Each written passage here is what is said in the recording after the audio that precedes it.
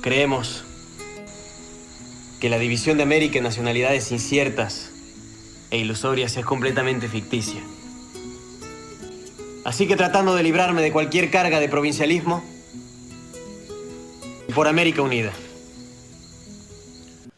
Muito boa tarde, pessoal. Este aqui é mais um programa O Sul do Mundo, para falar da política, da história, da cultura latino-americana. Eu sou Pedro Carrano e esse é o nosso quarto programa, e o tema de hoje é debater por que a necessidade da esquerda voltar ao poder, voltar ao governo da Bolívia, depois do golpe racista, agressivo, da extrema-direita boliviana, patrocinada pelos Estados Unidos, que aconteceu no dia 10 de novembro de 2019. Então, um golpe de Estado violento, com um programa neoliberal, com a intenção de desfazer tudo aquilo que o governo de Evo Morales, do seu vice Garcia Linera e aí da população, dos movimentos populares e sindicais bolivianos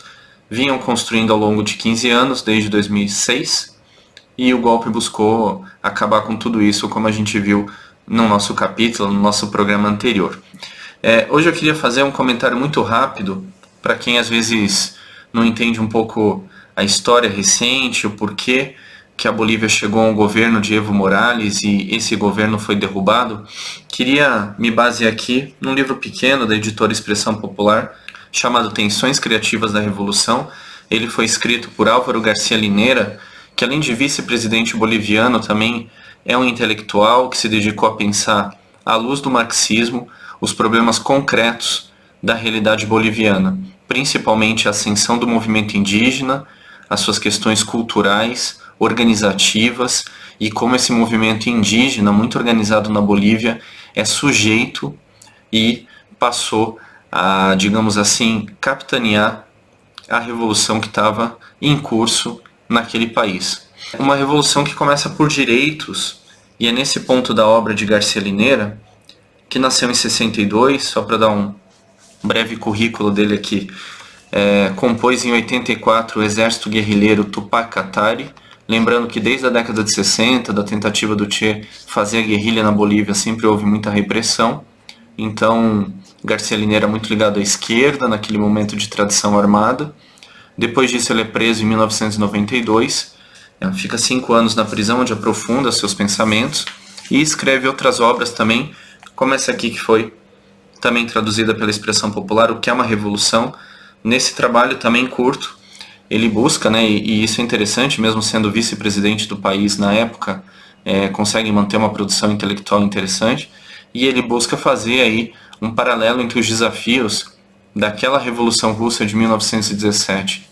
os desafios de quando o movimento organizado dos trabalhadores chega ao poder do Estado, precisa fazer a transição para o socialismo, e quais são as dificuldades desse processo. E ele compara muito com o processo boliviano no sentido dessa transição. Bom, os movimentos populares estão no poder. Como que se dá essa transição,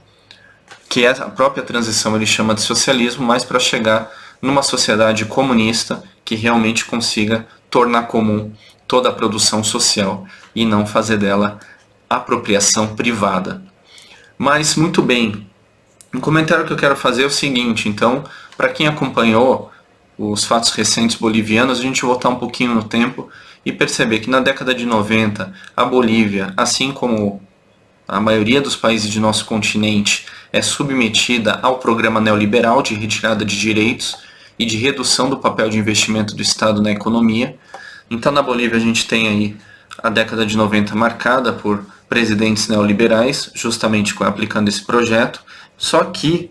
a gente passa a ver o que o Garcia Linera observa como uma virada, ou como um novo momento da realidade boliviana, quando, no ano de 2000, a população do departamento de Cochabamba se revolta contra a privatização da água, então da empresa estatal de água, comprada pela estadunidense Bechtel. Com isso, os preços se elevaram, o acesso da água por parte da população dificultou, e, inclusive, tem a situação bizarra de que a própria água da chuva não podia ser recolhida pela população, porque seria propriedade dessa empresa. Muito bem, então, nitidamente a população se revolta contra uma medida neoliberal, e na visão do Garcia Linera começa uma primeira fase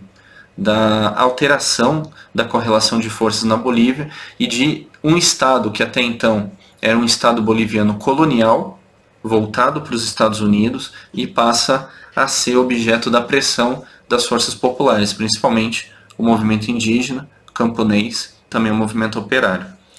Muito bem, então essa seria uma primeira fase de resistência como o nosso Garcia Linera nomeia nesse livro aqui, Tensões Criativas da Revolução. Uma segunda fase, por coincidência, eu pude acompanhar, em determinado momento pude estar também na Bolívia acompanhando, que é o que ele chama dessa crise de poder no interior do Estado boliviano. Então as elites já não conseguem, como vinham fazendo há décadas, controlar o poder na Bolívia, os movimentos populares passam a se mobilizar mais e em torno da defesa das nacionalizações e do que se convencionou chamar da Agenda de Outubro. Muito interessante, então, né? A gente vê como mobilizações populares dão ensejo a uma agenda. Essa agenda é progressista, é por direitos e é pela nacionalização dos recursos naturais que simplesmente eram explorados e vendidos sem controle e sem acesso à renda deles. A Bolívia continua tendo, nos recursos naturais, a principal fonte de renda. Há 15 anos atrás, principalmente o gás e, em menor parte, o petróleo, a renda petrolífera, e atualmente a gente sabe também que a exploração do lítio é um objeto aí de grande disputa. Mas, para a gente saber, em 2003 o gás, principal fonte de renda do Estado boliviano, rendia para esse Estado apenas 18% dos lucros de toda a exploração. Então a gente pode observar que empresas como empresas dos Estados Unidos, empresas da Espanha, mesmo a Petrobras brasileira, extraía esse gás e o Estado, a população boliviana, consequentemente, não tinha acesso a essa renda do gás. Passa a acontecer uma série de lutas na Bolívia, mobilizações muito fortes entre 2003 e 2005, como Garcia Linera diz, em torno do que se chamou a Guerra do Gás. Então, grandes mobilizações, o governo de Sánchez de Losada, um governo muito voltado também aos Estados Unidos, o próprio presidente, de alguma maneira, dizem que tinha sotaque gringo, então ele reprime essas mobilizações da Guerra do Gás em 2003, há a morte de 67 trabalhadores nos protestos, e isso intensifica ainda mais as lutas e, consequentemente, intensifica ainda mais a presença de Evo Morales como uma grande liderança. Então o líder cocaleiro, sindicalista Evo Morales, se fortalece nesse período de mobilizações. Então, um poder na Bolívia que entra em crise, porque até então era um Estado voltado às minorias, aos privilégios, a minoria branca, a oligárquica, voltada aos Estados Unidos. Uma imensa maioria, os povos indígenas, as populações originárias, são 85% da população, não tinha acesso a esses ingressos. Há uma crise de poder e isso vem a ser colocado em disputa nas eleições de 2006, quando Evo Morales vence as eleições. Eu pude estar na Bolívia em 2005, justamente em março de 2005, quando aconteceram grandes mobilizações contra o governo da época, Carlos Mesa, que era o vice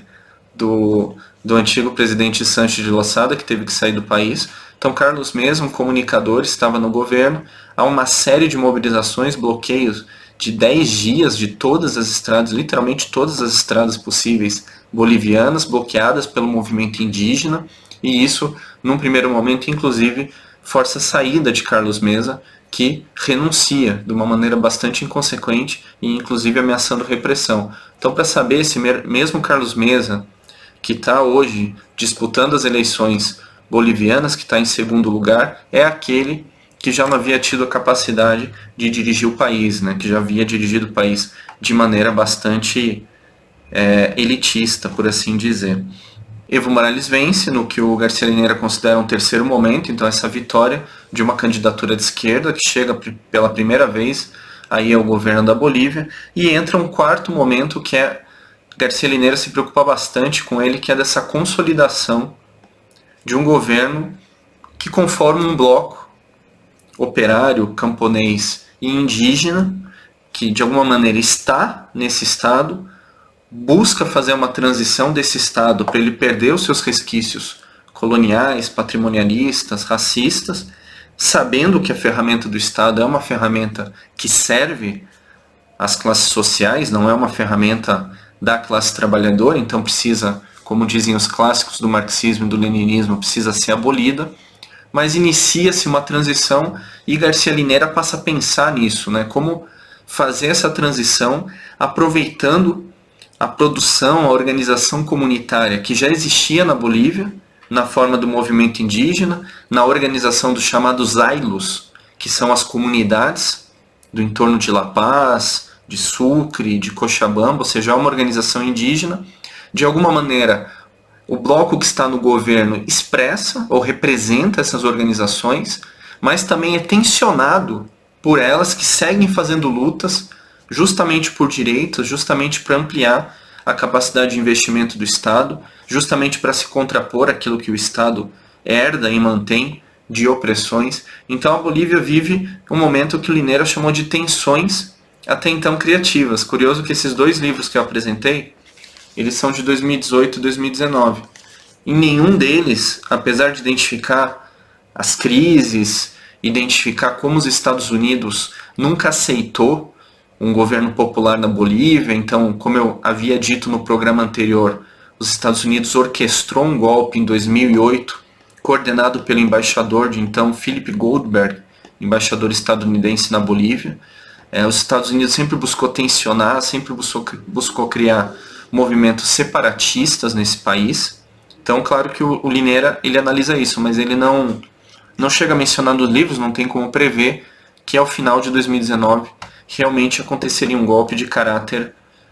de direita, com setores religiosos, com o apoio dos setores mais conservadores aí das Forças Armadas. Mas para dizer que entre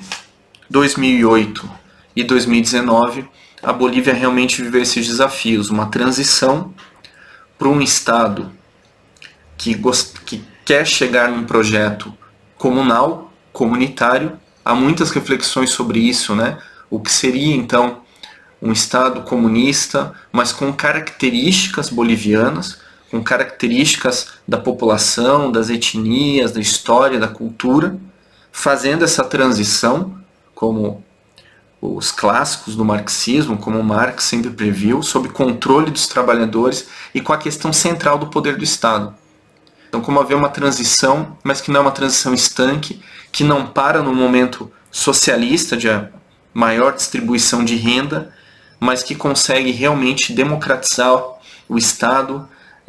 dissolver o Estado, fortalecer as organizações populares. Ele coloca que esse momento é tenso, porque às vezes também setores mais corporativos ou setores mais específicos, claro que cobravam as suas questões desse Estado,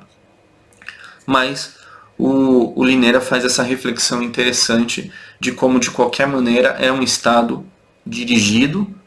por organizações populares, com outra forma de lidar com essas tensões com as próprias organizações, em meio às suas demandas, em meio às lutas, em meio às suas reivindicações, e um Estado que vinha perdendo a sua herança colonialista. Por tudo isso, como a gente então percebe, aconteceu o golpe de Estado do ano passado, orquestrado pela extrema-direita, que não podia permitir, claro, trabalhadores, organizações populares cada vez mais controlando esse Estado, democratizando a renda, os investimentos, e isso realmente com autonomia, e isso realmente é inaceitável. Então o comentário de hoje é para mostrar que a Bolívia vinha num movimento de democratização da sua renda, das suas estruturas, de acabar com as suas estruturas ou dissolver as suas estruturas coloniais, e por isso mesmo Evo Morales, de maneira muito agressiva, e seu vice, Álvaro Garcia Linera, foram tirados do governo. Nas eleições de 18 de outubro, agora, desse ano, há a possibilidade de Luiz Arce, economista, vencer as eleições nas urnas, e a gente tem que prestar muita atenção. Quais serão as reações do governo dos Estados Unidos, da OEA, Organização dos Estados Americanos, que sempre tem referendado golpes no nosso continente, da extrema-direita, se vai aceitar perder nas urnas, porque, como vocês viram aqui no programa de hoje, é muito legítimo que a Bolívia retome uma caminhada de nacionalização, de socialização e de mais participação popular. Esse é o comentário de hoje, eu sou Pedro Carrano, curta o meu canal, ali você vai poder acompanhar as notificações do programa O Sul do Mundo, que traz sempre a história, a cultura e a política do nosso continente, as lutas da classe trabalhadora em nossa pátria, em nossa América maiúscula, em nosso continente. Muito obrigado e até a próxima. Por América Unida.